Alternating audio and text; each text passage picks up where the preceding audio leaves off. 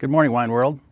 Welcome to the 24th annual release of Silicon Valley Bank's State of the Wine Industry Report. It's hard to believe it's been 24 years. It seems like 24, to me anyways. I'd always like to, I'm always impressed with the number of countries that turn in, because when we started this report, it was just literally for our clients. That's what we were trying to do, and it just kind of took off. Today we have people from Australia, Belgium, Brazil, Canada, Chile, France, Germany, Hungary, Israel, Italy, Japan, Lebanon, Mexico, Moldova, Netherlands, New Zealand, Portugal, South Africa, Spain, Sweden, Switzerland, UK, and of course the good old USA. Before we get started, got a couple of housekeeping rules. So if you look at the bottom of your screen, there is a closed captioning feature. If you want to click on the live transcript button in that bar, then you can join in on the Q&A. You can talk about anything you want in the Q&A. We have 10 people, something like that, 10 people in the background that are all experts in the wine industry that work at Silicon Valley Bank.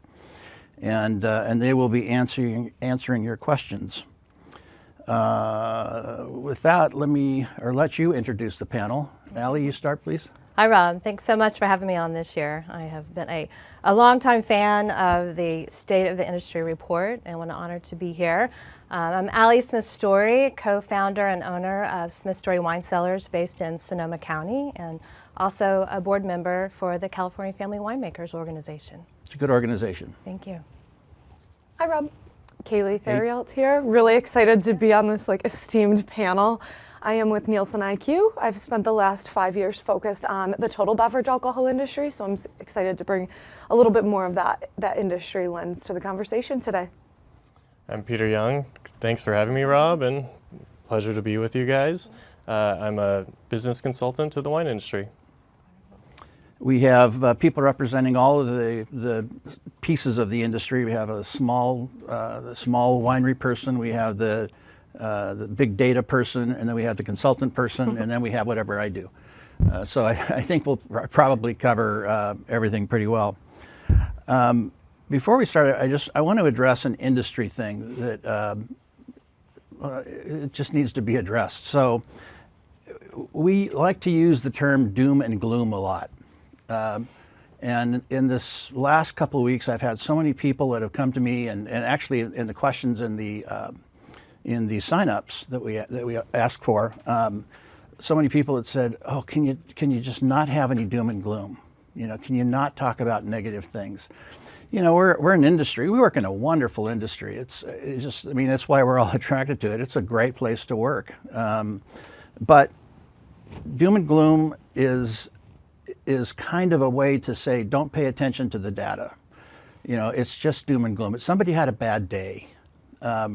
And I really want to try to get away from that, because we really need to evolve as an industry, and we can't have people saying, well, it's just doom and gloom. It's not just doom and gloom. These are facts. These are data points. And it's something that we all have to accept in order for us to move forward. We can't actually come to solutions until we really understand the problem. So it's really important that we get by that. I really want to move. Another thing people have said to me is we don't want hope dashed. And I understand that. I think that's a good thing. But the way I think about hope, and if you guys know me and have heard me for a long time, I like to say hope is not a strategy. And when you think about hope, hope is like, gosh, I hope I get married. I hope I'm a millionaire. I hope it doesn't rain. That's passive. And we can't be passive anymore. In prior years, we had demand growth like this. And if you were passive, if you had a problem, you could just wait a year or two because it would fix itself. But when you have flat growth or down growth, it's not going to fix itself. So I really want to transition our industry to belief. I believe that this industry is going to evolve to something that is better than it's ever been. But it's got to take an active step. Everybody's got to have their own strategy. There's no prescriptive solution for what we're going through, but we'll talk about some as we get through this. So I hope that wasn't too direct, but I'm looking for an active approach to fixing these problems. I'm looking for belief. Now, Silicon Valley Bank, we know what this industry is about. We've been doing it for a long time, and we are doubling down. So our belief is so strong that early in the last couple of years, we've added almost 10 net new employees to the wine division, and we're opening up. Actually, we just opened at the beginning of this week a new office in downtown Napa. So we're making the investment in sticking this out and to help everybody get through that. And so we do believe that's one of our active things we're doing. With that, why don't we start with the first slide, Paul, if you don't mind. And so I am going to stay away from doom and gloom for a second, and look at this. So there are things that are going well right now, and here's a list of them.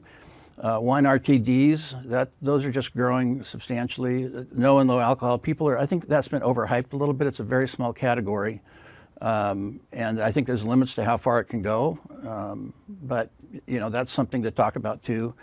In our peer group analysis, we have the top quartile of these are financial statements, so wineries, and they're actually growing. The top quartile is 22%. The bottom quartile is down 16. So it's not great news, but it's okay. RTDs are growing like a rocket ship still. I think this is an interesting one. Is private label. It's really hard to get your arms wrapped around private label because they don't all report. So trying to figure that out is a little difficult. But Circana did some estimates, and I think they came up above 10%. But when you look around, they're anywhere between let's say 6 to 14% growth rate. So I picked 9 as a middle one. Another one that's interesting is club and wholesale, like Costco. Trader Joe's another one example. So that's stuff that's grown 8.3%. The convenience channel, which we're going to have to talk about too, that's growing nicely. And then wine-based cocktailed, that's depletions, 1.4% growth. And then if you look at the wine between the 15 to 25 off-premise, that's not growing, but it's growing at a better rate than a lot of other things. And then when we look through just the different varietals, things that are growing, white blends, Prosecco, Pinot Grigio, Sauvignon Blanc, all have better growth rates. So when I look at that list, what I see is something that's really interesting. If you followed what I've been writing for quite some time, you know that my general thoughts are that we're going through a consumer rotation out of the baby boomer plus 60 crowd into everything else. And so that's a major piece. And if you look at the boomer crowd, traditionally it's Cabernet Chardonnay, and those are still the best-selling varietals, by the way. But now you're seeing growth rate out of different places. You're seeing convenience. You're seeing clubs, so you're getting better value. So that's the fingerprints for me of everybody else that is starting to impact the change. So we are actually beginning this transition. We are in a demand reset is what we're in, and a lot of people I think woke up this last year in 24 and said, hey, you know what? Things are difficult.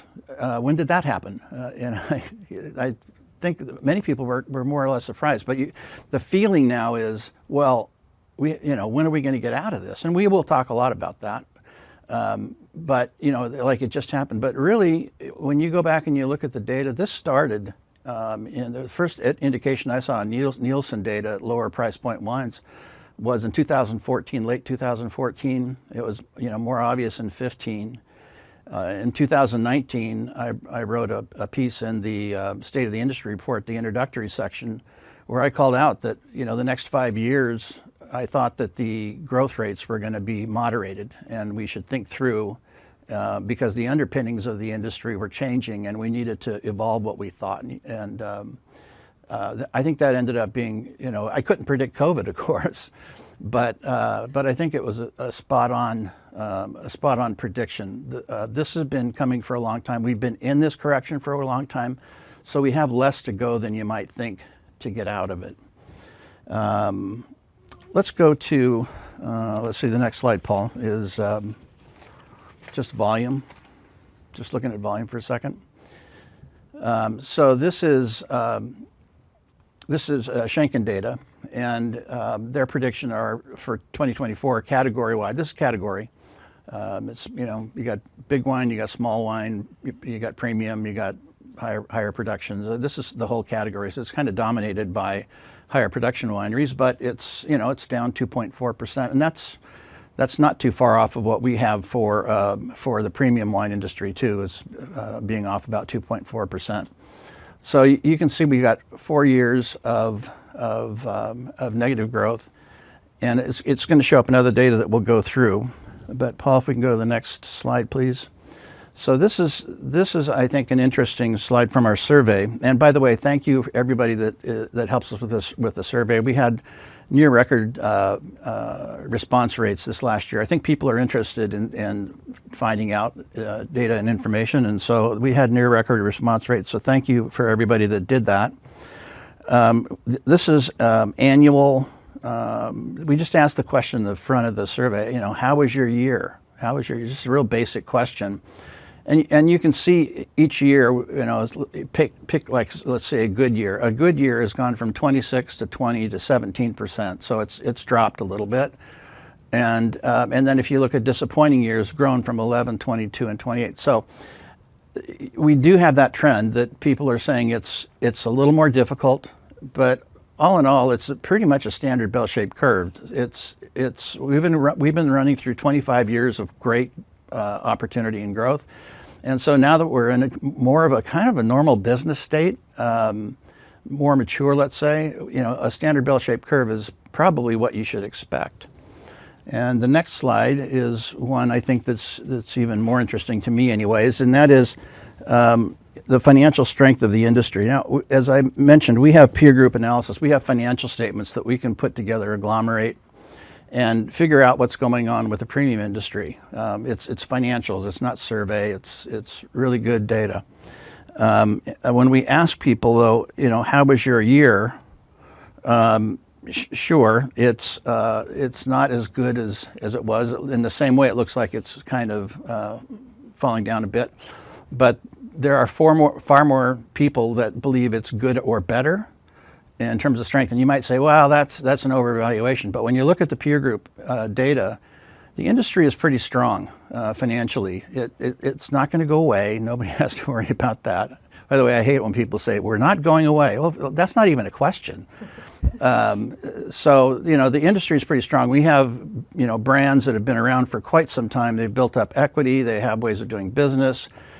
We have, you know, models that you know, through sales and the channels that they go through, DTC. So, you know, we're much evolved. If we're a mature industry at this point, we're much evolved, and yeah, we're going to be pretty strong. And so I'm really pretty positive that we're going to be able to get through this in a fine manner.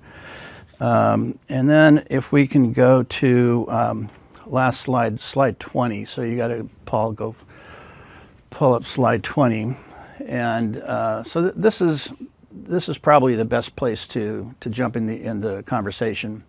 Total table wine consumed. This is from California Wine Institute, and when you look at this, there are two kind of lines that are obvious, and the one is in the left. It's between basically it's the 86 to 94 time frame, about an 8-year time frame, where that was our last demand correction. And so for a lot of people, you haven't been through a demand correction. And so the reason I bring that up is because things don't behave the same way. As I mentioned earlier, you can't wait for things to fix themselves. You have to find something active to do, and it's more difficult. But you can get through it. Now, interestingly, in that last demand correction, the reasons that we corrected were, one, we had a rotation of consumers from my parents' generation that were beer and spirits consumers largely. They drank jug wine. To my generation that didn't drink beer or spirits, we gravitated toward premium wine. And in the same breath, we had an anti-alcohol industry that was maybe not as put together as it is today, not as well funded as it is today. But this is like Mothers Against Drunk Driving, and largely during that time, we talked about things that were abusive in alcohol, and I think that that's a fair conversation to have. I don't think anybody in the industry supports abuse, supports the health issues that come from that. But when you look at where we are today, and on the right side, you can see where we started to kind of tip and change into this correction mode. And it's interestingly for this kind of the same reasons. We have a rotation of consumers, and you have the big anti-alc industry that's super well funded. The WHO, it's one of their top priorities. They have over $8 billion in an annual budget, they. By the way, when you have the cancer list, the WHO is the one that is in charge of the cancer list. They have an organization, it's a different organization that actually maintains it. But, alcohol is one of their top priorities. And so do you think that they would remove us from the top category, which is the same as radiation, asbestos, and cigarette smoke? No, they're not going to take us off that list, but it's crazy. And so in some form or fashion, what we need to do as an industry is figure out how to get through that one element. I didn't spend a lot of time in the report this year talking about that, but I talked about it in the four prior reports. And so those are linked inside the report, and you can take a read of that. Nothing has changed all that much. It's just evolved a bit. But I think even as an industry, I find people having a hard time saying, moderate consumption of wine leads to better health outcomes. It's better mortality. If you look at the report that came out from the National Association of Science and Medicine in December, that's what it said. So that's a government report. Now we know that there are other reports that came out that are different, and I think that's wonderful, because having those two reports at the same time just shows you that this is a political fight. And if we ever get to a point where we have to litigate something, I don't think we can be silent. I think being silent has not been the right approach. I understand the difficulties in actually talking about health and wine, but I think it's about time that we figured out the right way. There are ways to message this. Now, we're not going to get back to where we were in that last downturn, where we had the French paradox come in and Arthur Klatsky's work and the Mediterranean diet, which is popularized and still talked about in the USDA dietary guidelines. So we're not going to get lucky and have that again. In some form or fashion, we've got to figure out a way to at least not be invisible. We can't put our head under the covers and expect that things are going to go away. They're not. And so we have to collaborate. And I really encourage the industry to work together in this, because our strength is actually in the numbers. And if we can act together, we can change the message. We can change the messaging. We can change a lot of things. In the same way, you looked at the recovery that happened in 1994, and it took off for 25. We can do that, but we have to be willing to make those efforts. So that's my opening. That was long, and so I'm out of breath. That's what a lot of viewers, I think, were asking about, was who can we look to lead that conversation around health? We have folks like Dr. Laura Catena, who put out In Defense of Wine, which collated a lot of the facts, which is helpful, and Felicity Carter doing investigative research. Are there other resources that people can look to or support to push that conversation around health more in our favor? Yeah, it's difficult because, as everybody knows, if you are a permit holder, you can't talk about health benefits really and alcohol. But there are ways around that. In 21, me, Danny Brager, Dale Stratton, and MJ Dale tried to put up a USDA Marketing. We were well through it. We were ready to go. We had $2 million that were pledged and $400,000 raised. And we were ready to go. And in a very short time, a few loud voices got together and decided that we weren't going to have that. So that was going to be one of the things that we focused on, was to try to not I don't think we need to get out there and actually try to disprove anything. I think we just have to present the other side of the science. We have to have a repository where people can, whether you're legislators or somebody from the press or just curious researchers, from universities, a repository to say, well, here's the science. It's not. We don't have to run the research. We just have to, put a spotlight on what's really already done, and it's good science. So that's going to have to emerge. That's going to have to evolve in the industry in this next few years. But let's go, Kaleigh. Would you mind taking slide 6? This is right up your alley. Yeah, I'm glad we were talking about the correction that's happening, and a lot is going on with this changeover of consumer. And one indicator of that comes through in our retail sales data at NielsenIQ. And we do track the on-premise, bars and restaurants, and we also track the off-premise, which is what we're focusing on here, looking at those different price tiers. And for those that aren't familiar, we track the retail takeaway, that third tier. So what are consumers actually purchasing? In our off-premise channels will include things like grocery, mass, drug, dollar, convenience, liquor stores, things along those lines. And what we find, and you can pretty easily see where the green takes you on this slide, is that there's this sweet spot that exists within table wine specifically between that $15 to $20 range, where there was some growth occurring in 2023, and then as we neared the end of 2024, started to face some declines, but still much healthier than the total wine category. And we've started to see that push up a little bit into the $20 to $30 range too. So there's this really sweet spot premiumization that exists. But the one thing to keep in mind, I think, about retail sales is that we're not necessarily talking to a wine consumer there, we're talking to a wine shopper. And so it's a person that is going into the store to make the purchase, but they might not be the one that's going to take that bottle home and consume it. They might be getting it as a gift or using it for hosting for a dinner party and whatnot. So we see this sweet spot where people feel like they're getting a good value and a good quality wine right around that $20 price point.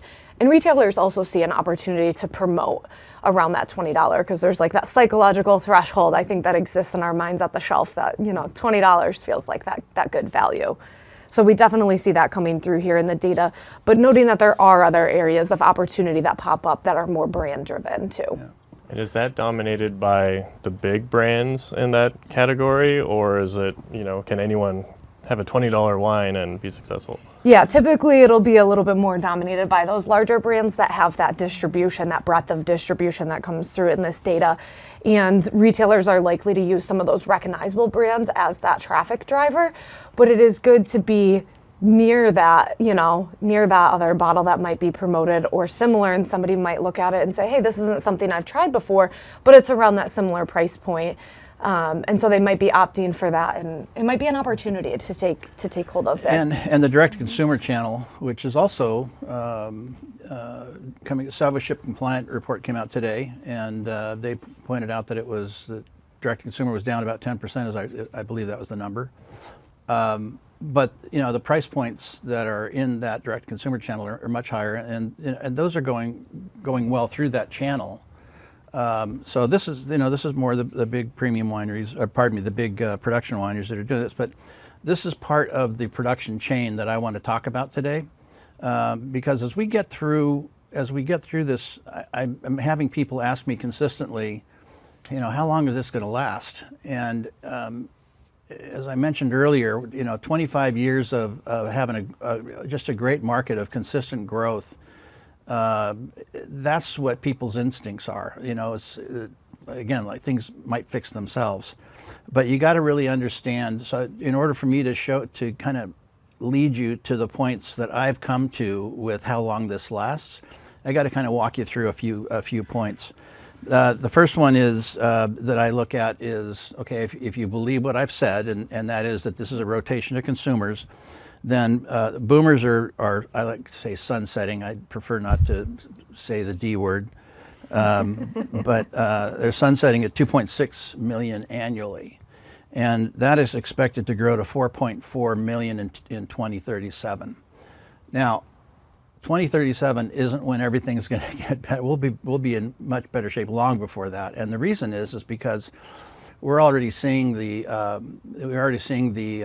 consumers above 60 slow down in their consumption patterns, whether it's medicine or whatever. They're slowing down. So it's not going to be 2037. I come out with somewhere between 2029 and 2031, but we'll go through some more slides to kind of show you how I'm thinking. Let's go to slide 7 if we can. So, thanks, Paul. So this is a slide that is on wholesale alcohol. It's like the title says, wholesale alcohol inventory and turnover. It's from U.S. Census Bureau, and the blue line in the middle, that's sales growth. The area that's all I don't know, that's light blue, brilliant blue, whatever you want to call it.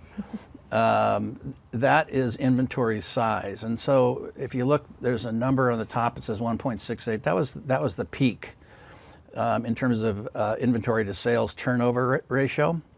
And 1.68 was not good. You can see the growth. Probably something around 1.4, 1.3 is what you're really looking for. And arguably in a flat growth environment, it's probably less than that, because you want to have enough to get by. If you're flat, if you're zero growth, then you could argue even one-to-one's fine, but I think you need to have a little bit more for consumer selection. But it's definitely not 1.6. There were predictions last year that people thought that we could clear that inventory back up out of wholesale within 3 or 4 months, and that was predictions made last summer. This is a chart that I made in December, but there's been an update to that. Now we're back up to a turnover ratio of 1.65 again. So we're not clearing that channel. And the only way to clear that channel is going to be price. Price is the tonic for discount, for oversupply. And so I do expect to see, pricing come down. I expect to see promotion. It's not all about price, by the way. That's all you got. In getting to this, we have to use all of our P's in marketing. I can't remember them all, but it's promotion, price, place, packaging, and then I think of Doc, happy, sleepy, grumpy. I can't remember the last ones. But so to get that cleared, it's going to take at least a year, just on that one part of the chain. That's at least a year to get fixed. So right there we're at 2020, and it may be into 2026, I believe, as well, before we get that changed, because we're going to have to actually see inventory start to move a little bit. Rob, what really oversupply in a warehouse really is just a cellar full of lessons. And I think we're at that point. What are those lessons that we can look into and lean into and really take some action on that to move those wines through? Yeah, we definitely see the big distributors chock full, and they have contracts with the big companies that are forced to buy wine, right? So they're forced to take that wine, and they're unable to sell it. And even SKUs or wines that are brands that are doing well and selling through, there's just no space in those warehouses to take them in. There's stuff that's moving through the warehouses. As I've talked to the distributors, they have brands that are moving just fine. And as I mentioned, in the premium segment, the top quartile, we saw 22% growth, which sounds exorbitant, but that's data from financial statements. So there are parts of the industry that are doing okay. When I look at it, it's people it's wineries that have a mission. They have a buttoned-down management team. They run their companies by data. They're not afraid to try things. So that's kind of the description of a successful winery as I see it. And especially they're not afraid. I saw the other day a winery in Sonoma decided they're going to go to $0 tasting fees. And does that make sense? And there was a long discussion from different people. Oh, that's dumb. That's great. That's dumb. That's great. But my thing is, look, let's try things and let's encourage experimentation. You try something, you get back at it, you look at the data, you figure out how it went, and you make adjustments from there. Let's go to the next one, Paul, slide 8, and we can talk about, again, about how long this can last. So I believe that we're kind of in a flattened U-shaped recovery. And so we went through effectively the restricted business reopening and the normalizing business, a lot of that with increasing negative growth, which is a really bad thing. But that's that's where we really were tumbling, and it's not a happy time. Now we're starting to, you can see that over the last so long, in at least depletions, we're starting to hit a flattening spot where, although we are hitting what appears to be a bottom, it's in negative growth territory. And so the next step that we're looking for after that is getting back to zero growth. And that takes about a year, because by definition this is trailing 12 months. And so when you get to at the end of a period, if you're still trailing at 7% or 6% negative growth, or negative depletions in this case, by the time you get to the 12th month, now you start, or the 13th anyways, you're looking at better comps that back it up. So if you're still trending at that same rate, you're going to get back to zero pretty quickly. So that's another year in there somewhere. So it's, again, the way I look at this, it's probably not a year or two. What else should we talk about? Well, let's go to slide 9. That's just one more slide to that will kind of display. If you looking at off-premise, you can see again the off-premise volume is flat. I do believe that we're trending now toward volume and value for wine, starting to trend about the same growth rate now. And that would be expected in a discounting environment when you have the value growth above the volume growth. If you get to discount, you got to see those two come together, and so that's actually part of the healing process. And it's part of what's we're going to have, in my opinion, the best consumer market probably in my lifetime. I remember the last consumer downturn, and I put what I thought was going to last for a long time. I put about 10 cases of wine that I got for really cheap in my cellar, which was in my subfloor, and that lasted me about 2 years. But we had this opportunity to not necessarily drag in new consumers, but as we'll see in a slide that's following, maybe appeal to a consumer that doesn't consume wine as often as other things. But again, what you see off-premise, we see that flattening, and so that's a good sign. Kaleigh, on-premise, you want to speak to that? Yeah, on the on-premise side, we can see that declines are tracking with where off-premise is, but on-premise has struggled since COVID, especially within that premium wine space. Knowing that fine dining establishments are really big for the industry, and having that sommelier on staff to really talk through all the wines. Post COVID recovery, a lot of those fine dining establishments closed, and so we have definitely seen a decrease there, which is impacting some of the consumption.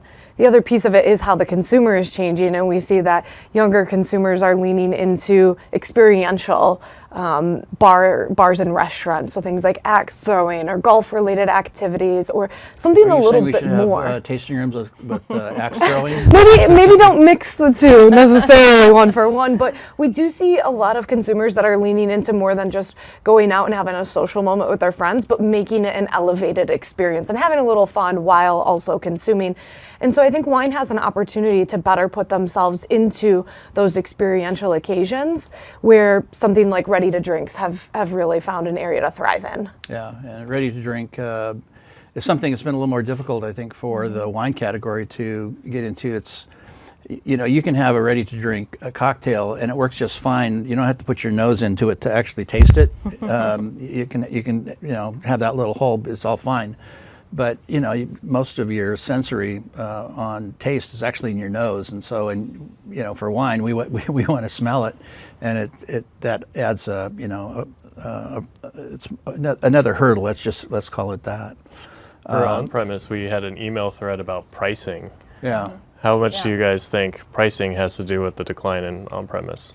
Yeah, pricing's definitely another indicator of what's happening here, where price can't really go up anymore, especially in the on-premise. We looked at some numbers in advance, and it could range anywhere from 3 to 5x on a markup for a consumer. 3 to 5x retail. Retail compared to retail. So they might go into a retailer and find a bottle for that $20 price point, but in a bar or restaurant, they're going to be paying just about that same amount for a glass of wine. So there's definitely a significant gap there that exists for the consumer when they're in a bar or restaurant. Yeah, and that price seems to have accelerated in the last years. Let's call it 2015 on. The price increases have increased. I remember, when somebody was complaining about a $10 glass of wine. But one of the issues that happens, I think, with the on-prem stuff right now is that if you're a larger wine company and a chain says, hey, we need this at this price, then you go ahead and you make it. But until now, anyways, that kind of wine quality hasn't been around there. So we're really not helping ourselves by having those kind of wines that are made for restaurants, let's say, and charged at you still want to make your margin. But this is a market. People say, well, what are we going to do to get the restaurateurs to lower their price? And it's not the way it works. It's not the way it works in a market. But we do have to compete against spirits and beer. Yeah. Well, I love what Karen McNeil recently said about a bottle of wine at a restaurant. We're all paying, for a great Negroni at $20, $25 craft cocktail. But if you take a $70 or $80 bottle of wine and divide that by 4 or 5 glasses, that kind of evens out to the same price as that cocktail. So I think we could all be doing a better, just educating that consumer that it's wine math. It works out. So it's also more of a shared experience. Yeah, where you're absolutely. having that same experience with the people you're dining with and not having your own cocktail that's different from what everyone else is having. Absolutely. Well, and I'm not going to It's a share my pleasure. cocktail or my wine with anybody. You got a question over there that we can dig into? Yeah, people really want to know about the no-low market, and is that real? How big could it get? Yeah. Kaleigh, do you have any thoughts on that? No low, definitely a buzzword, especially since we're in dry January. I think some people call it damp January. We need a better name than that. Terrible January. For those that aren't. I think the Wine Market Council's leaning into Joy January a bit more. There's more happening around that. But we see this idea of moderation happening across consumers where they're cutting back. They realize they might have drank a little more than they wanted to during the at-home periods. And over the past couple of years, they've made some decisions to, I'm going to have a couple premium drinks, 1 to 2 premium drinks, pay about the same as what you would for those 5 value drinks, but they're leaning into that premiumization idea, which in turn drives moderation. And then there's the non-alc world where I think we can all admit beer has really nailed the non-alc flavor that consumers are expecting when they open a can. But the non-alc wine space is definitely an area of opportunity to continue to work on. And I know technology has come a long way in the past couple of years with the de-alcoholization process, but there's still a ways to go with that. And I think it's not the solution by any means. You can't just put out a bunch of no and low alc and think that that's going to bring the consumer in, but it's one area to further, get some recruitment in that space. Yeah. And no could be an opportunity for consumers that want an occasion to, not drink as much, but they still get that flavor experience. Yeah. And a lot of the no-low producers that I've spoken with for the podcast that I have is that the consumer is actually not the non-drinker. Right. It's actually the drinker, and they might drink that in between having a regular glass of wine. Yeah, like a decaf coffee. That's exactly. Instead of the 10 cups of coffee in a row, they layer in a non-alc in between. And the term is zebra striping for that now. I don't know if you've heard that, but that's just where it's going. Is that a Gen X term? Or I have no idea where that one came from, but we actually see that in our purchasing data is that 93% of the buyers of non-alcohol products in traditional retail still purchase alcohol-containing products.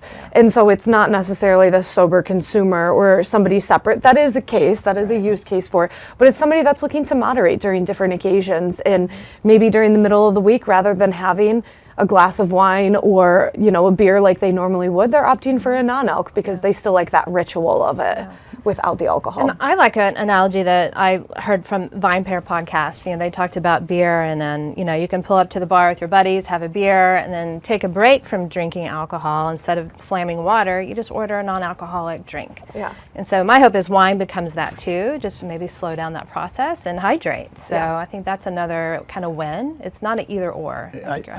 I think the math for NOLO is still out, and the reason I say that is because the cost. First, you have to make the wine, then you have to de-alcoholize it, and you know that changes the quality. There are good NOLO wines out there. They're drinkable, they're good, but there aren't a lot above $20. And in order for the smaller wineries to actually get involved and make that and not make it a distraction. I appreciate when you have a tasting room that somebody makes something that's de-alcoholized or non-alcoholic, let's say that way, for designated drivers and that kind of thing. I think that's a great thing to serve. I don't know that we're going to get there immediately. To where a small winery can actually make money on a no-low product, and as I said, it's a distraction too. Today, it's the territory for larger producers to make money in. Let's continue on with for a second, Paul. Let's go to 16. We trying to figure out, and I think a lot of people have been trying to figure out what's happening with inventory in the wineries. And so as we think about where we've been so far, we've talked about retail, and we see that that's in the red territory, but there's some sections in there that are worth looking at. We looked at wholesale. Wholesale is just packed. It's the biggest package, if that's a term, that we've ever seen. And then so let's take it back another step and let's look at where premium wineries are. And so when we interview, what we find is inventory. They say inventory is 44%, is moderately in excess of what we need. So I don't think we're in a gross oversupply in the premium market.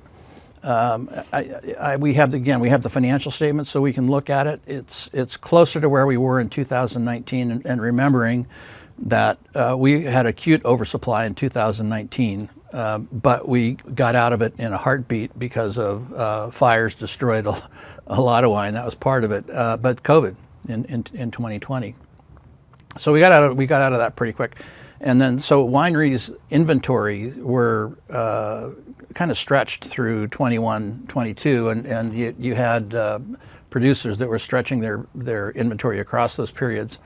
Now we've had a couple of vintages that are larger size, and without question, we have had a lot of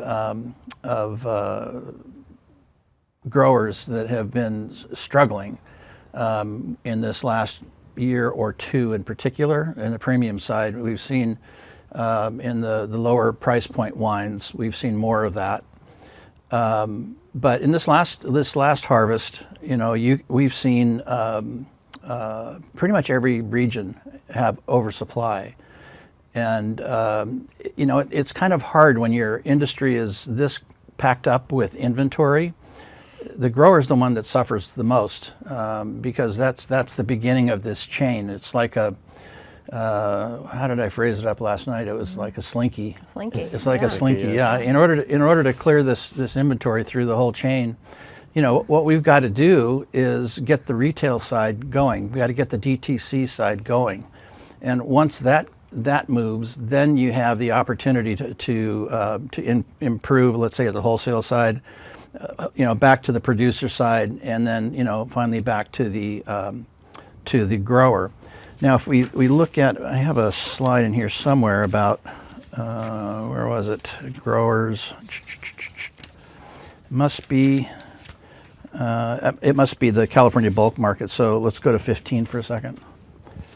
Right on top. Yeah, thanks, Ciati, for providing this material. All the good work you do in data research too.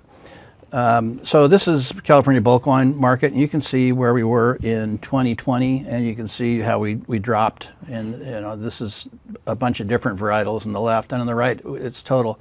So we're getting back to a place of juice that is getting near to where we were in 2020, just before the market did what it did with COVID. So we're oversupplied, and what's going to happen, I believe, is we're going to see not across the board, but in many cases we're going to see prices for grape contracts. They're going to have to drop, not all at once, because that's not the way producers do things. Producers have staged contracts. You get a third that roll off this year, a third next, a third the one after that, and so we're going to see prices for those contracts change. And this is just part of the market, although it's a very painful part. The producers are going to have to negotiate lower prices, because they're going to have to get in and some of their wines, again, not across, this is generalization, but some of the wines are going to have to be discounted, and so to protect their own margins, they've got to lower the inputs. And find, the other thing is not just lowering inputs, but it's finding ways to be more efficient. I mentioned earlier about when you look at the wineries that are doing well, they're finding just new ways in efficiency, and using data is one big help from that. So this is where we are. We have this big backup in inventory. And so let me get to what I put together. I think it's slide 22. What do you think, Kaleigh? Should we do? You want to talk about 21 first? Yeah, we can talk about the different age. Yeah, why don't you talk about 21? Yeah, I feel like I'm yapping too much. Yeah, I asked us to look at this slide before we dive specifically into the wine information, because I think it's good context to remember that there's not necessarily a wine drinker, a spirits drinker, a beer drinker anymore. It's more so a total alcohol consumer. And this slide is looking at preference. So if somebody was able to choose one category first, what would it be? And we can see that wine in that light blue sort of falls to the lower end, especially among those younger demographics. And we could easily brush off Gen Z as, they're going to come along eventually. They'll enter the category when they get the chance as they age up. But they're drinking alcohol, and they're leaning into certain products that are flavorful and have alternative packaging a little bit. So there's definitely an opportunity with wine specifically to take note of what the other categories are doing to be the preference, and how can we look at these younger consumers and recruit them prior to just waiting for them to age up, because maybe they won't age in like other generations once had. Yeah, it's a pet peeve of mine that we've taken this approach, and I've even heard it said this last year. All we need to do is wait. We just need to wait for the young consumer to age and start to have family incomes and establish in their careers, and then they're going to come to wine like the boomers did. And it's because they always have come, and that's hogwash, because that might have been what the boomers did, but that's not what my parents did. My parents didn't go to wine; they were beer and spirits drinkers, and I, as a boomer, rejected what they were doing. I went my own way with wine, and so to think that somebody's age changes and they wake up and say, I'm going to be a wine consumer, that's just a fallacy. It's not the way it works. So it does depend a little on where you sit in the market. So for the bigger players who are after volume, going after the younger consumers and creating products like RTDs based on wine and other things could be a good avenue to drive innovation and that gateway in, like the Bartles and James or Zima or whatever it was we had growing up. But we are seeing the Wine Market Council has done some research, and millennials are starting to pick up on wine consumption. Partially, I think that's due to they had delayed wealth formation, as we talked about, but also delayed family creation, right? And once, I've got little kids now, and I don't go out to bars and clubs very much anymore, if at all. And, you know, we have dinner parties at home, and that kind of occasion to have something elevated and interesting, wine can play a big role there. And I think that's the target market where we're not waiting per se, but we're trying to capture those moments and create those special moments with people together in that connection for the premium side, particularly. Gathering is important. Yeah. Yeah, I think occasions, Dale Stratton, I don't know, probably 15 years ago, he said to me, you know, we have a generation coming up that's multicultural, and we're going to miss the occasions. And I thought, you know, come on, that's just throwing out buzzwords. Damn, he was right. You know, we've gotten to this point where we're losing out on the occasions. I thought for sure that, you know, we've all thought, I think, wine is part of food. Wine goes with food. You know, if you go to a restaurant, you might have a cocktail to start, you know, if you like alcohol like me. But, you know, you're going to order a white wine, probably a red wine too, because wine goes with food. And I thought, you know, that would always be, but you guys are all aware, you know, you go into these restaurants now and, you know, we have beverage lists, not wine lists anymore. And, you know, this happened for a number of different reasons, but that's what's happening with demand right now. You see consumers now pairing craft cocktails, or the somms or the restaurant owners are making craft cocktails to prepare with their food pairings. So, you know, we don't have that advantage anymore. We're kind of cutting through that, and we've got to refine the occasions under which we'll be successful. To your point, there's a lot more occasions these days too, as we become more multicultural. Next week is Chinese New Year. There's, you know, Hispanic things. We have Diwali. Like, there's lots of different occasions now that we can think as an industry. How do we get wine to be a part of that? Yeah, and Jackson Family is, I don't know if it's the WNBA or the NBA that they partnered with. I can't recall. Both, I think. Was it both? And I applaud that because you know, that's mixing up a very popular part of the culture, the whole culture, really, and that, you know, when you start to figure out, hey, you know, LeBron James drinks wine. He's and there's so many NBA players that actually have their own winery. You know, if we could leverage that kind of exposure somehow, you know, that's one opportunity to kind of get more interest in the category. But I think other consumers younger than 60. Have a difficult time envisioning them. Say, you know, I'm going to have a picnic. Oh, let's bring wine. I think, you know, we're going to have a picnic. Oh, okay. Well, I'll go get some RTDs. I'll get some beer. You know, back in my day, if you brought a bottle of wine, if you're going to have a nice picnic, you brought a bottle of wine, or 2 or 3 or 4. And so we're losing those occasions. Even people are staying home more. I think COVID created that environment. But you think about wine, throw on a record, open a bottle of wine, invite a friend over. I mean, that's truly the magic of wine that can, you know, allow that special occasion to happen on a Tuesday night or a Sunday night. So there's that as well. I don't have any problem with any night personally. Yes. I'm an equal night employer for when it comes to my wine. Should we talk about hospitality? Because a lot of people in hospitality, I think, are trying to incorporate other senses in, be that visual or audio, that you can expand the experience of wine by creating music pairings and other things. Absolutely. I mean, I think, you know, one of my favorite Sonoma County tastings is Medlock Ames. You know, you have a silent disco almost going on with earphones, headphones, and a tour through their own vineyards. And that's a really neat experience, you know, one that hasn't been done too often before. But even, you know, small producers, I mean, we're limited. We don't, you know, I just got a quote for $20,000 for AV equipment in our tasting room to do something cool. Wow. Sorry, that's a lot of wine we'd have to sell to provide that special camera. But, you know, our people are telling us that they want experiences and they want fun and they want to be curious about why they're in wine country. And I think that's what we need to lean into as small producers. So and beyond that, I've said for a long time that the tasting room model is dangerous to just continue to focus on that.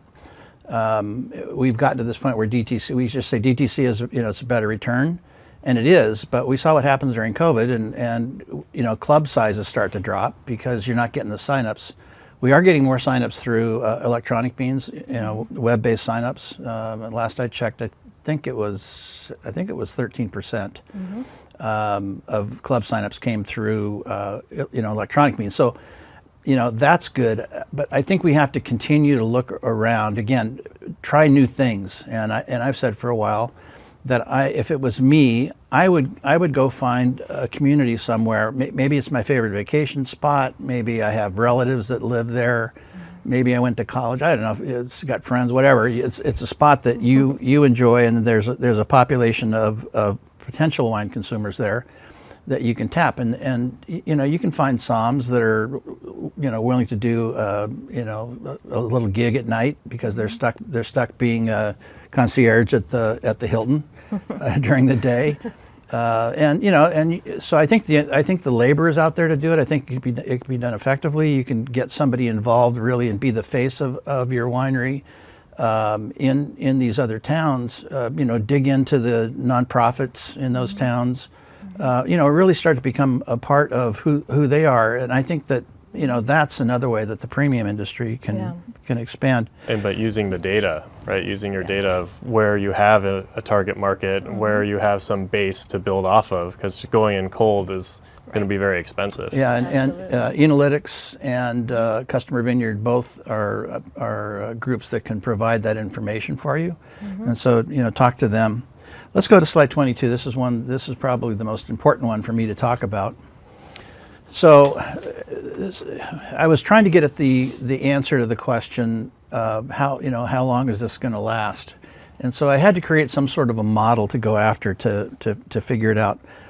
Fortunately, the Wine Market Council, by the way, in the back of in the notes to the report, there's a link to the Wine Market Council. I encourage you guys to join. I encourage you guys to. It's very reasonable. They're doing really great work. But this is where I got the background data for preference. And so we know, as Kaleigh said, that consumers drink across categories. And so I just stripped out all the non-drinkers in the population base from the Census Bureau. This is each end of individual year population size by age. Those boxes at the top are deciles. So it's 21. Well, actually, the first one's 21 to 29, and the next one that's 8.3 million, something like that. 8.4. It's kind of hard to see. That would be 20 to 29. So that's what 30 to 39. Pardon me. Thank you. 30 to 39. So that's what the boxes are.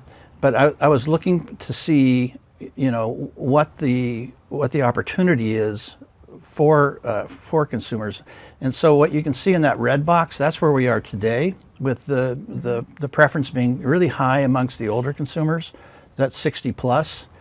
And what we're going to see over the next 10 years anyways, it's great that boomers are living longer. I appreciate that fact.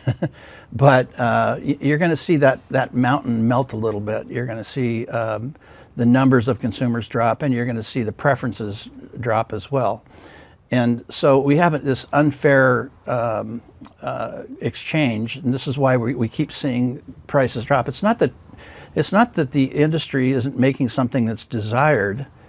We've never made better wines in the history of winemaking. The products are just fine, but we're missing out on attracting consumers that actually. We think we have to get new younger consumers. They're not wearing footed pajamas and drinking, having Garanimals or what are those snack little? I don't even think they make them anymore. But when my kids were growing up, they had those like Oscar Mayer snack little things. Lunchables. Yeah, you throw them in the lunchbox instead of making a sandwich like my mom had to do. They're not like RTDs are. They're not that age anymore. They've been to Peter's comment.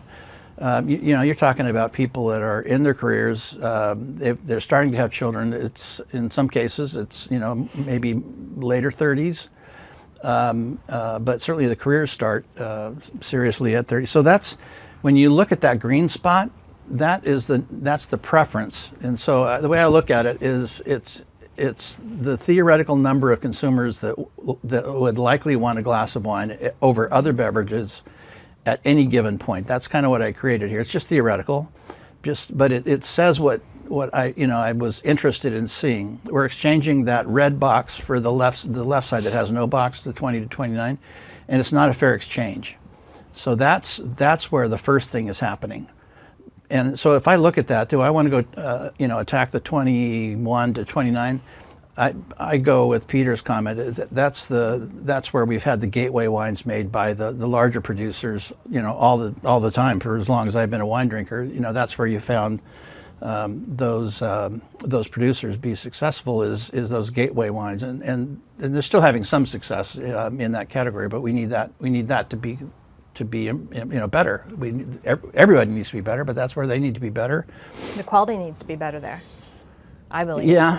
That's what's lacking, I think, is those gateway wines are not really representing the quality of wine that thousands of boutique wine producers are putting out. Well, so. Wine Market Council did some work on it, and I think that was the second reason. I think price was the first reason, and taste was the second reason. But you're dealing with neophytes, and I remember the first time I tried a beer, I couldn't believe why anybody would drink that.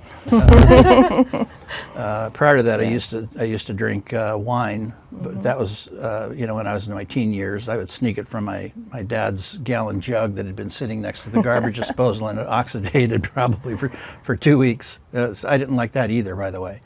So we do have to provide whatever it is. We have to provide a product that consumers are going to want, and I personally believe that. And I've said this before too. I said just before COVID, when I was up in Washington speaking and on stage, and I hadn't planned it, but I liked the way I ended the speech. I said, wine, it's what the young consumers want. You just don't know it. And so, when you think about wine, all of the different things that are, it's green. It's the location where it's simple. At its simplest point, it's grapes, yeast, and a little sulfites maybe, or not. But it's very simple, so it should be easy for a consumer to understand. As one of my friends said when we were talking about this a couple of years ago, he said, "For God's sake, wine is plant-based." It is. And so that speaks to what we really need to be doing with that. Again, that 30 to 45-year-old crowd. That's where they've tried wine. We go back to that slide again. Gluten-free bring too. that back Gluten-free.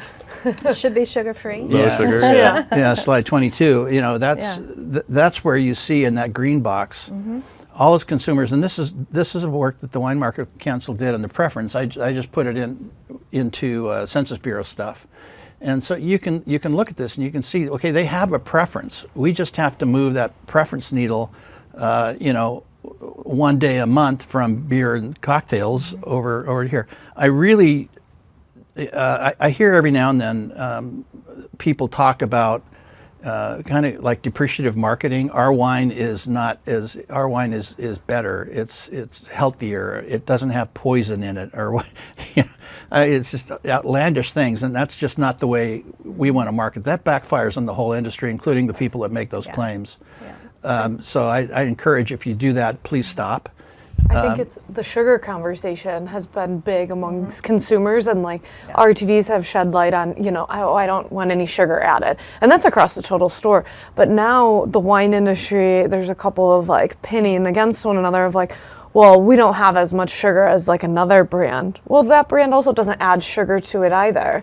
So there's the consumer doesn't know that though, that it's just naturally sweet necessarily. They think that if it's really sweet, then you're adding sugar to it because that's how their sodas are and everything else that they're consuming. Yeah, and it's just not the soundbite you want to leave. Yeah. So to that point, is doing more ingredient nutritional labeling positive then for the industry? Well, there's a lot of work. Again, Wine Market Council's done work on that, and the work that they did kind of said it didn't really matter as much as people thought. But I think people do care about calories, probably sugar in particular, and I think a label is a good idea personally. We're trying to find ways to put QR codes on labels, and which I think is distracting more than anything else. But I'm for transparency. Yeah, and people aren't necessarily spending a whole lot of time at the shelf either, and that's one thing that we look at through some NielsenIQ data is that some of us go in and we're on a spirit safari, a wine shopping, but a lot of times people don't, they're purchasing for a same day occasion or pretty close proximity to, you know, consumption. And so they're going in there, they already plan to get the category that they want. They know they want that wine and they grab it off the shelf and they go. They don't have a whole lot of time to compare labels or let me scan all these QR codes. And so it's also making some of those claims pretty simple. We need an AI app that, like, you have the camera on the shelf, right? And you put in your parameters. I want no sugar, no whatever. And it then, might like, come to that. It might come to that too. It's probably already there. Technology, So, yes. Well, I know that there was one application they were trying to figure out how to do, and they actually, the last time I checked, they were in, they had a initial funding, and I think they got through another round. I don't know if they kept going, but you could figure out with a camera what wines were on the shelf and how to replace them. That was their thing. Wow. There's all sorts of creative people in this industry, and you know, there's two reasons why I think we have such an opportunity. Is because we have just creative people. We have on the sales side, tasting room, all the sales side. You know, we just have creative people. They're going to figure this out if given the opportunity. And you know, instead of saying, well, who's done that before? Right. Don't think that way. Give it a shot. You know, see what happens. The other thing is, you know, and I said this probably 10 years ago. I said, you know, I'd worry about the wine industry and where we're headed, except we haven't marketed to the other 49 states. I'm talking about the premium, you know, side of it, of course. But you know, the opportunity is there to really get out and change the way we market, and we're starting to see, you know, the industry do that. And so I think that a lot of this is in our own control. If we want to collaborate, if we want to get together, we want to work together, if we want to cooperate with our neighbors. And by the way, you know, your AVA associations, if you're trying to cut costs, don't cut there, because that's the place where you know, the conversations happen. That's the place that, you know, marketing takes place and promotes, you know, whoever you're with. And that's, you know, maybe that's not collaborative in the entire category sense, but as I discovered trying to get the USDA Marketing order going with my colleagues, you know, trying to get this industry to work together is like herding cats.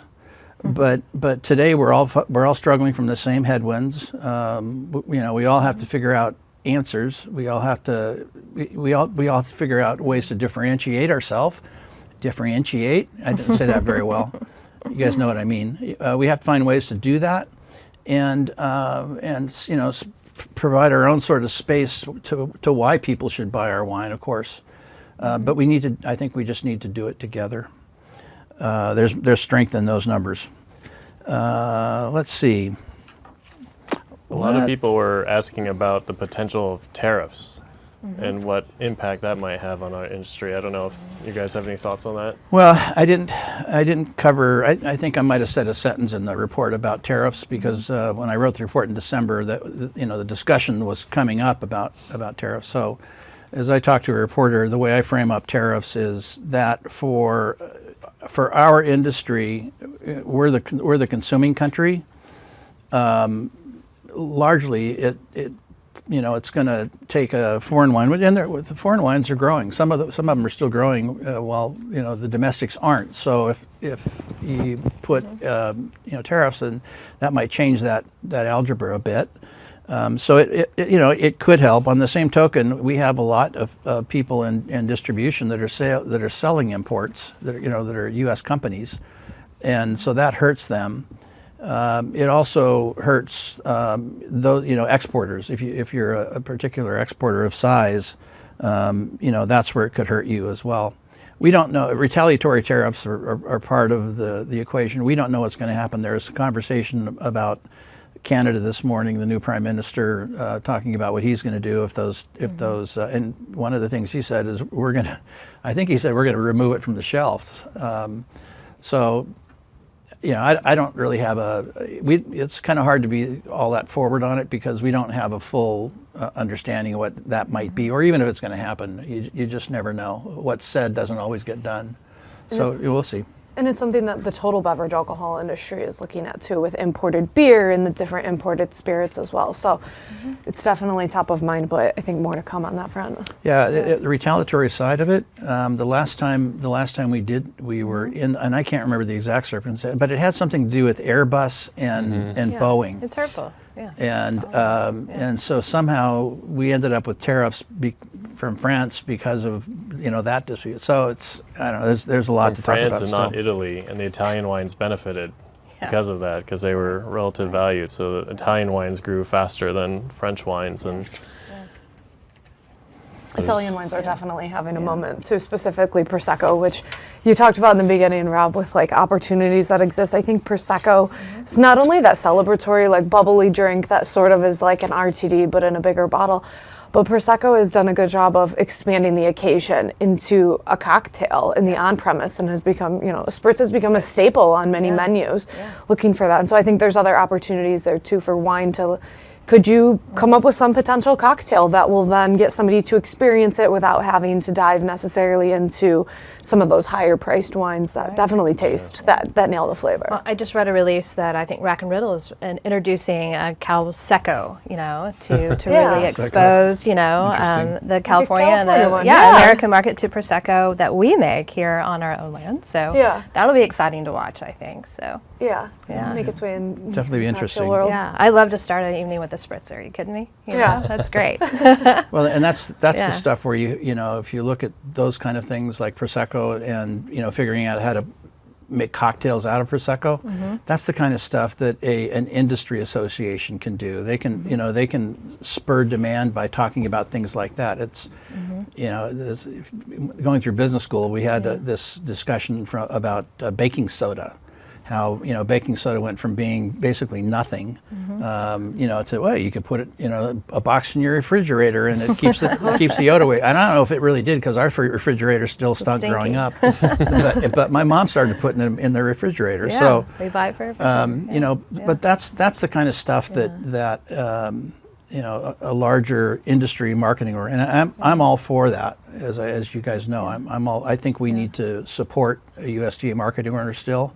If anybody wants, we have all the work done. So if anybody wants to, I'm not going to do it, but I'll help. Cool. Again, if we want to go that way, but I think that would be great. We're not going to run. Like I said, we're not going to run into luck again and have a new French paradox just hit the airwaves. We might just find maybe. I don't know if you guys. Taylor Swift loves Sauvignon Blanc. Did you ever see Did you ever see the Taylor Port Challenge on TikTok? Oh, yeah. Did you ever see that? That exploded. Yeah. So some people may know that. It was crazy just watching these TikTok videos. I had to go get a TikTok account because I didn't have one, but I had to watch this, and it was just incredibly funny.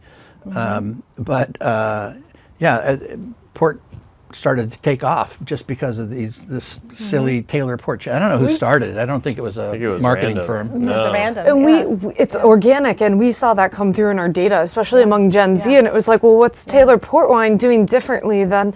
And it was some of that organic side of the things that have been happening. Yeah. Well, that was the other piece of it too. Portugal? What is that? But consumers were leaning into that a bit too. Yeah. It was the Taylor Port Challenge, by the way, was not the way you should consume wine. Or we don't condone it, but yeah. It's that's the part of the alcohol consumption side that's not. Moderate is what we all need to talk about. Rob, I want to mention.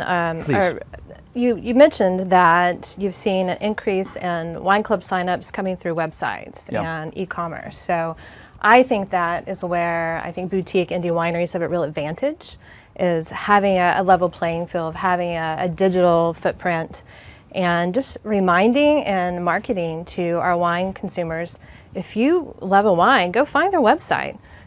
Join their club. It's a savings. I mean, it's really the only place that you can count on a little bit of a savings, whether it's on shipping or twice a year shipment. So I think we all could be doing a better job in how to find some premium wines, because there's that balance right now that I think small wineries can't super afford to send a lot of their wine out through distribution channels these days. Regionally we see Temecula, Santa Barbara. They have, I forget what they call but they're districts where they're going to tax wine sales by a penny or half penny, something like that, and then put that into a marketing budget for the region. I think that's a good idea. I think Napa always does a great job. Visit Napa Valley is a very interesting group. They have their website. If you're looking for a place that, by the way, that has children are welcome. Children are accommodated. You got lawns that they can roll around on and still let the parents play. You can find that on that site. They have them listed, and so making it clear. It's hard to get people to come specifically to your site, but in a region you can actually drive them to your site. And again, this is cooperation regionally, and we don't want to pull from each other. We want boats to rise together. That's the idea. Yeah, collaborating with each other, I think, is going to be key. We love to send our own customers to a great winery we know in Colorado or Texas or Arizona or Virginia, and I think that's really important to continue to have those conversations and how we can help each other. We had I saw one. I might have mentioned it in the DTC symposium, but we had. One of our clients that I thought did something I never thought I'd see, but they actually went and participated with 3 other wineries and gave each other their there might be a legal issue here with selling people's, because I think there's privacy issues with giving emails away. I don't know how they exactly we can did. offer So benefits let's to say others, let's say that they got through that hurdle. but they shared their club members and the 4 wineries altogether. The result of sharing the members was that all 4 ended up having more members when it was done, and their sales through club went up. Yeah. It's kind of counterintuitive. I know everybody thinks, well, I'll give you everything, but except my club list. We're very cooperative. You need a tractor, no problem. You need a welding torch, no problem. You need a hand with something that, no problem. A sales list, no. But, there's an example of somebody doing something out of the box and it worked. And no one buys just from one winery or goes and visits only one winery. They're going to want to know, who else should I go to? Or who else do you recommend? If I like your wines, what other wines would I like? I think reciprocal memberships right now are a really cool concept, and it's working. We're seeing that for sure. So, yeah. Say that again? Reciprocal memberships. So tell me about that, because I don't think I know about that. Well, maybe you don't yet. So, it's kind of like when you're a member of a country club or a city corp situation and you travel to New York, but you live in Chicago, you have a reciprocal club. So the same can be said for wineries, sharing those benefits, without sharing, private data and content, but, just exposing another place to enjoy the wines that you actually, should be enjoying. So. Collaboration is the key. It's hard to do this stuff alone. There's too many wineries, and it's just, you can't get enough eyes all at once. So, getting some group to actually, pull that together in a larger way is the secret to success, I believe. I said it last year in the State of the Industry report, and I used, Darwin's, message about survival of the fittest, and it wasn't really about, whoever's strong is going to survive. I mean, going into this, those wineries that are well off financially, that have a plan, aren't over leveraged, they'll have an easier time. But the survival of the fittest really had to do in part with species that work together. And I use this a lot. If you've heard it before, sorry, but so it's like the wildebeest that all huddle together to stay away from a predator. Which one is going to do better surviving? The ones that stick together, or the wildebeest that's outside that herd? They get picked off. So, and in the same way, I think that it's just so much better to again collaborate and share ideas. That's we all copy each other. In the industry, that's kind of normal. But why don't we help create as well? I think that'd be awesome. We have ideas, and you need a filter to what actually works and is authentic to your particular brand and winery. Right. Not just because it works somewhere else that it's going to work for you. And I that's think where it comes back to your data. You've got to analyze your data and your customer. You have to be obsessed with your customers, on all levels, and really meet them where they want to be right now. And maybe they're sending kids to college and they can't come to wine country. Well, hey, gather your friends. We'll fly into Houston and really be a part of your world there. And we've been doing this for a long time, as independent wineries. But I think right now is even more important to matter to them. So Yeah. And to your point of digital, mixing that digital with in person, but whether that's in wine country or at their home is a huge, I think, advantage to actually converting. Absolutely, yeah. I know we had some questions about tasting fees, and I brought this up in DTC. Did I mention this earlier about the Sonoma, or was that last night? We had dinner last night where we go over some of this stuff. But a Sonoma winery had, they took their fee back, so zero fee. Did we talk about that already? A little bit, yeah. Yeah. So, that's right. So that's kind of an idea. Is zero going to work? I don't know. But I really think that looking at the periods of times in your tasting room that are slow, and figuring out how to attract people. It's not just about price, it's about, price promotion. You want to bring in those consumers that maybe are on the edge and that, they understand wine, but how do you actually get them to your tasting room, or how do you get to their front room? One of the two, that's what we have to do to improve our success rate in that. So many layers there. I mean, the cost of travel these days, is I think playing a big role in why we're seeing a little bit slower visitation. And I think everybody's starting to realize that. I'm a super fan of the Sonoma County, Snoopy Airport, and often, put that online and tell everybody, hey, fly right in. It gets you 45 minutes away from the Napa Valley, 10 minutes from Healdsburg. You're an hour from San Francisco. What a great spot to have, and it's smack dab in the middle of wine country, north of the Golden Gate Bridge, at least. Yeah, that's important. Let's see. Well, and for hospitality, visitation is down, I think around 7% is what analytics said through Q3, but it's not equal everywhere. No. Napa and Sonoma is down a lot more. Places like Virginia or Santa Barbara, where their customer base is more local, are actually flat, just down a little bit relative to that. More population down there too. And we're seeing, experiences play a bigger role in revenue creation at the tasting room, at the wineries, special occasions, other things brought into the winery that aren't normal. We do lots of creative things as little guys, but I think collectively, that could be a fun, non-traditional. It's not a barrel weekend. It's a bring your dog to winery weekend, or something really fun that's not been done before. Yeah. We got to try things. That's the way we find success. Why don't we talk about slide 19 for just a moment, Paul, if you don't mind bringing that up. We'll talk about this in our final slide. So this is the Wine Industry Sentiment Index that we run each year. We've been doing it for about 10 years now. And we use the Michigan Consumer Index methodology, where it's just you get three answers. It either impacts me positively, negatively, or neutral. And then so what you do is you take out the neutrals and you subtract the positives from the negatives, and this is what you get. So I think it's an effective way. And if you look at the far right side, you can see the overall mood of the industry is low. The industry is as a matter of fact, it's a 10-year low. It's the lowest of all time.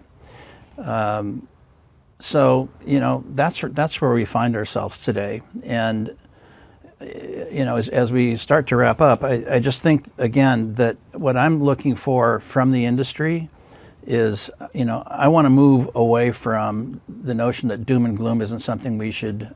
I just don't think we should talk in those terms, because we shouldn't exclude information. We should look at information as being, the thing that's going to drive our success. I got to tell you, from my own point of view, when I get criticism of what we do from a client service standpoint, I'm all over that. I love getting that feedback because I want to improve, and my entire team back in Napa, Sonoma, and Oregon are just the same way. We're just maniacally focused on client care. So I want to know where we're screwing up, because nobody's perfect, and we have to look at the data. We have to be clear-eyed about it. You don't have to linger in it, but we've got to understand the path. Unless you understand the issues, you can't solve the problem. And we're going to solve these problems better together than apart. We really got to get to the point where we move past this, oh, don't kill hope. You know, because again, hope is passive. You know, it's, I hope it doesn't rain. I hope I get married, things like that. But I want the industry to move toward belief. I want us to start to figure out what the action items are. They're going to lead us to the place where you can look at the data and say, I don't care what the data says. This is where we're headed because I believe that we're going to do X. That gets down to your basic strategy and your execution. And we can't wait anymore to expect to see the industry just like convert and go back to where it was, or have the French paradox save us. This is going to take some effort. And as I've been through all this data with you, it's somewhere between 2027 and 2031, and the growers are going to be the last to recover and have supply and demand equal out. And I think that's probably going to be 2030 before we see this all get back to, in that slinky way all the way back to the grower. So there's a lot of work between here and there, but I believe in the industry. We at Silicon Valley Bank and First Citizens Bank, we believe in the industry and have made the investments. We're going to continue to do that. We're going to continue to do our thought leadership and hopefully help the industry survive and thrive. I was going to say survive and thrive, but but survive and thrive. With that, we're out of time. Thank you so much for joining us today. Thank all my panelists for sitting in with me and backing me up on this. I couldn't talk for an hour and a half, and beyond that, you guys have a lot more practical experience than I do anyway. So thank you guys for being here. Sure. So let me see. I got some closing thoughts here. I guess I need to read this. You can access the new 2025 State of the Wine Industry Report on our website at svb.com.